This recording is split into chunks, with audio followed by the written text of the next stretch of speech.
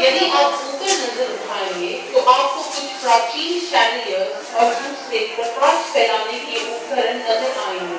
इनमें से ज्यादातर बेल्जियम से आयात होके आए हैं। इन्हें जलाने के लिए अलग अलग गिलास आधे पानी और आधे तेल से भरे जाते थे। इसकी यंत्र कला बहुत ही सरल थी।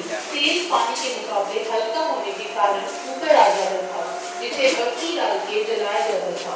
ठीक उतना तेल डाला जाता था कि 1-2 घंटे जलकर खत्म होने के बाद बत्ती अपने आप बुझ जाती। जिस प्रवेश द्वार से आप अंदर आए उसके ऊपर जो भारी नक्काशीदार वाली लकड़ी की प्लेटफॉर्म है, उसकी योजना इंडो पोर्चुगीज है। इस घर की खिड़कियां जो आपको बाईं ओर दिखाई देंगी बहुत ही अनोखी है। लकड़ी से बने खिड़की की फ्रेम पर जो छोटे-छोटे सफेद प्लेट्स दिखाई देते हैं, वो सीप से बने हैं।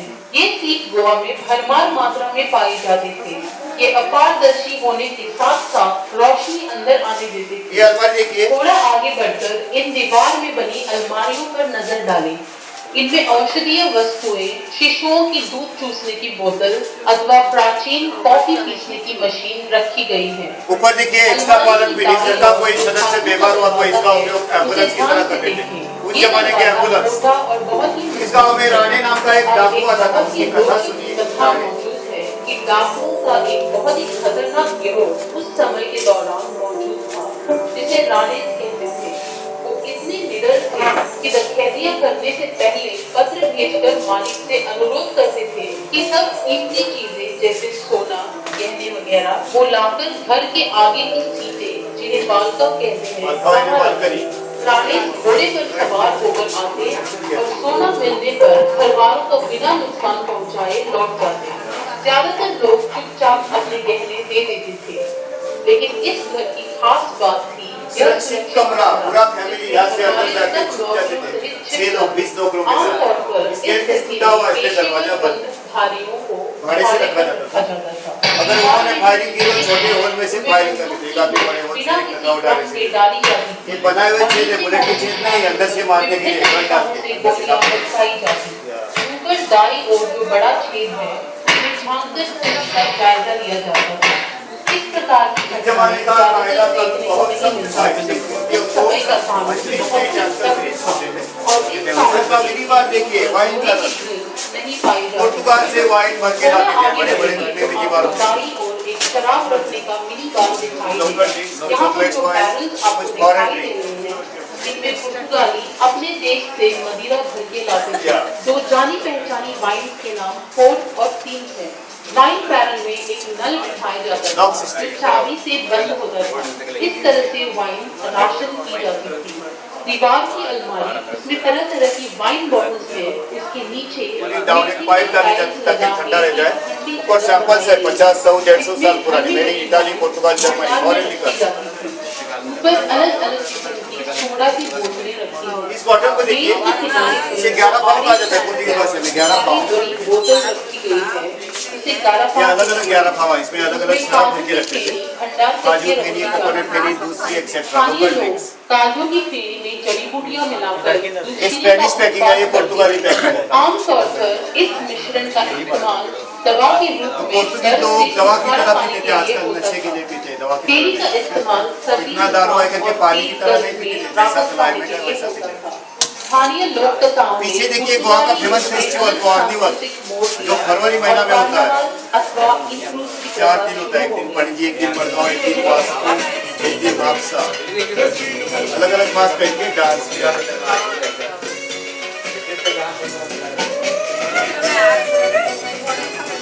अपनी पहचान छिपाने के लिए मखौटे पहनकर लोग रंगीन पोशाक पहनकर नाचते गाते घर घर जाके मजे करते। यह मखौटे सामान्य तौर पर हस्तनिर्मित कागज से या हल्की लकड़ी से बनाए जाते थे। अब आ गया ये। इनका उपयोग स्थानीय नाटकों में भी होता था।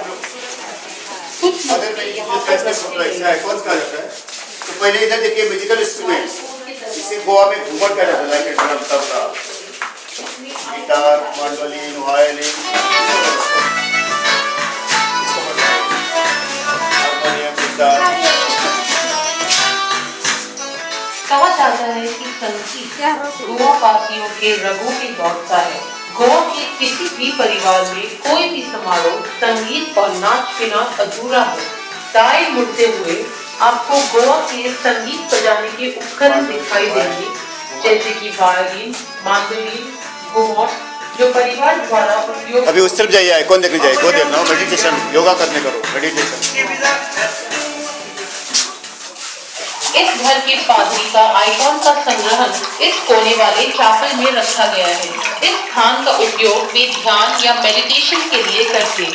स्वर्गीय अधिवक्ता यूफिमियानो के पुत्र ग्रेट ब्रिटेन में अध्ययन कर रहे थे। उन्होंने भी कुछ आइकॉन संग्रहित किए जो इस आइकॉन चापल में जोड़े गए हैं। अल्वर्स परिवार के मित्र सोसाइटी ऑफ जीसस के पादरी सावियो रॉड्रिगेज ने भी इस संग्रहण में अपना योगदान किया। इस समय चापल में 300 से ज्यादा आइकॉन रखे गए हैं। अब आगे बाहर कुएं की ओर आगे बढ़े।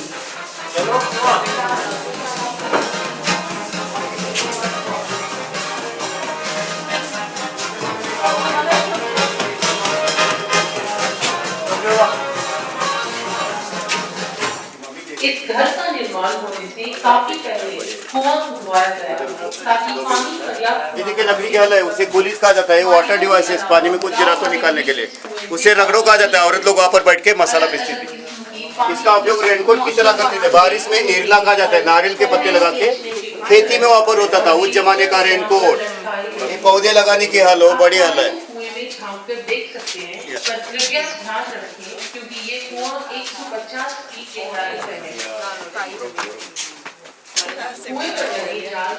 इधर देखिए, घोड़ा गाड़ी, बैलगाड़ी, साइकिल, बैलगाड़ी और एक साइकिल। साइकिल लास्ट जनरेशन ने यूज की हुई है, 1962 की है, 50 साल पुरानी, ज्यादा पुरानी नहीं है। घोड़ा गाड़ी 150 साल पुरानी। आ गया।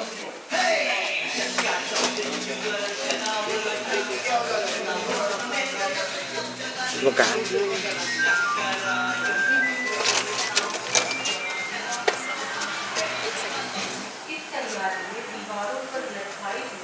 क्या? मजदूरों द्वारा रोजाना के काम में उपयोग किए जा सकते हैं। खेती में या नारियल तोड़ने में गोवा का मुख्य उपज चावल और नारियल है। दाई दीवार पर लकड़ी की लंबी क्षैतिज पट्टी से जुड़ी जो कम लंबाई की ऊर्ध्वाधर पट्टी है वो हल है, जो खेत और नारियल पूंज को जोतने के लिए इस्तेमाल होता था। ये हल 2 बैलों की मदद से चलाया जाता था। आगे दूसरे गलियारे की ओर बढ़े।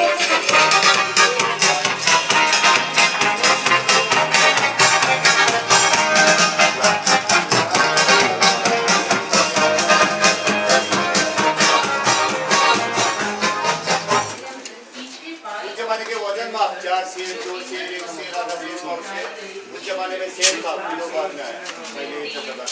और दूसरे प्रावधान भंडार में रखे जाते हैं। पुर्तगाली युग में बॉटल सिस्टम की प्रथा मौजूद थी।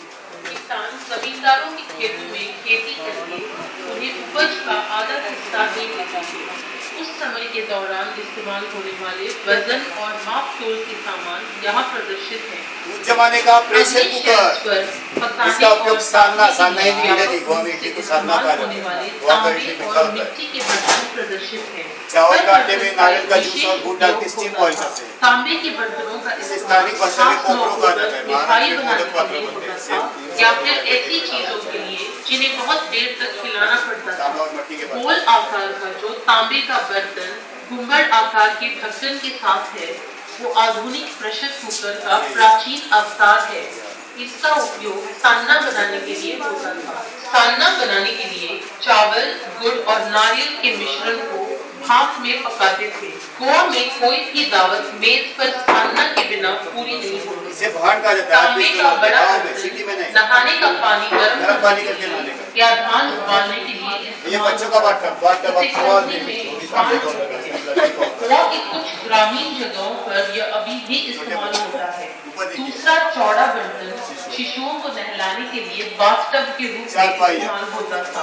कृपया ऊपर दीवार में नजर डालें। आपको चारपाइयां लटकती हुई दिखाई देंगी। जब भी मेहमान रात गुजारते थे, इन चारपाइयों को नीचे लाया जाता था। दरवाजे के पास आप एक बड़ा का जार पाएंगे। इसमें शक्कर जहाज द्वारा लाए गए जार को पत्थर के आधार पर रखा गया है जिसमें नाली बनी है। नाली में पानी भरा जाता था ताकि चींटियों को शक्कर से दूर रख सके।